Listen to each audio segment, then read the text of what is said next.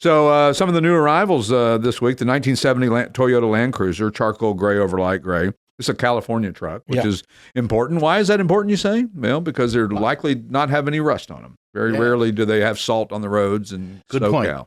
And that's a good thing to know. It's got the rebuilt 3.9-liter inline six, 5-speed manual. Drivable dream, we'd like to say. That's right.